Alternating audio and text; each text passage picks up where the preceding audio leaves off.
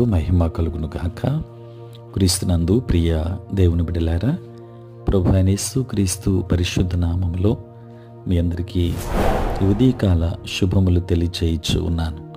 ఈ దినమంతయు మీకు మీ కుటుంబానికి దీవెనకరముగాను ఆశీర్వాదకరముగాను దేవుడు అనుగ్రహించాలని మీ కొరకై ప్రార్థిస్తూ ఉన్నాను.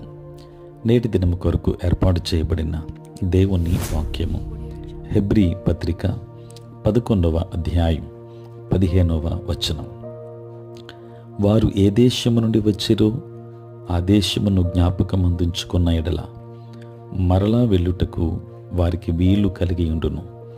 ప్రియులారా, నేటి దినము కొరకు ఏర్పాటు చేయబడిన ధ్యానాంశము ఆలోచన నియంత్రణ.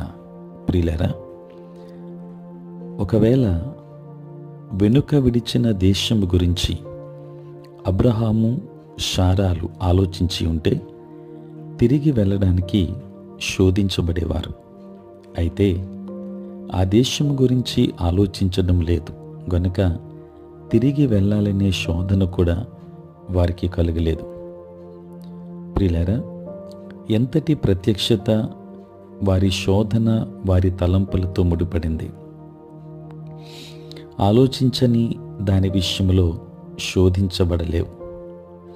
కాబట్టి నీ ఆలోచనను నియంత్రించుకోండి, శోధనను నిరోధించగలవు. శోధించబడటాన్ని నిరోధిస్తే దేవునిలో బలముగా ఉండగలం. ఆలోచనను నియంత్రించుకోవడం వలన మాత్రమే దాన్ని చేయగలం. ప్రియులారా, అనేక మంది విశ్వాసులు క్రియలను నియంత్రించడానికి ప్రయత్నిస్తున్నారు. కానీ ఆలోచించే విధానం వలన నేరుగా కలిగే ఫలితమే వారి క్రియలని గుర్తించడం లేదు. ఆలోచింపకూడని సుఖాలను గురించి ఆలోచిస్తున్నారు. తరువాత శోధన వచ్చినప్పుడు దేవునికి నమ్మకస్తునిగా ఉండటంలో ఇబ్బంది పడతారు. ప్రియులారా, ఎప్పుడు ఎందుకు శోధింపబడుచున్నామని తరచూ విస్తుపోతున్నారు. ఆలోచిస్తున్న విషయాలే దానికి కారణం. వెనుక విడిచిపెట్టాలని దేవుడు మనందరినీ పిలిచాడు. అది ఒక దేశం కాకపోవచ్చు, కానీ అది ఒక జీవన విధానం కావచ్చు, లేక కొంతమంది మిత్రులు కావచ్చు. దేవుడు వదిలేయమని చెప్పేది అలవాట్లు, అభిరుచులు కావచ్చు. వాటికి దూరముగా నడవడంలో రహస్యం వాటిని గురించి ఆలోచించకపోవడమే. ప్రియులారా, ఏమైతుందిలే అని ఆలోచించడం ఎల్లప్పుడూ విశ్వాసాన్ని చంపుతుంది. మనం వెనక్కి చూడనక్కరలేదు.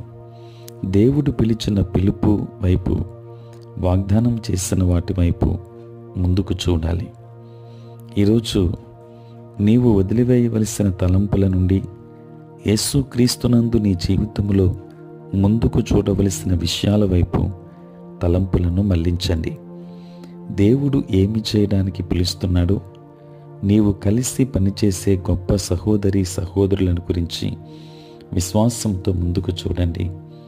నీ సానుకూల ఆలోచనలు శోధనకు బదులు నిరీక్షణను కలుగు చేస్తాయని తెలుసుకుంటావు. కనుక మనము శోధన జయించాలి అంటే మనము ఆలోచనను నియంత్రించుకోవడం వలన మాత్రమే దాన్ని చేయగలం. దేవుడు మిమ్మను, మీ కుటుంబాన్ని దీవించునుగాక. ఆమేన్. ప్రార్థన. పరిశుద్ధుడైన తండ్రి, ప్రేమ కలిగిన ప్రభువా, మీ పరిశుద్ధ నామమునకై వందనాలు, స్తుతులు, స్తోత్రాలు చెల్లిస్తున్నాం నాయన.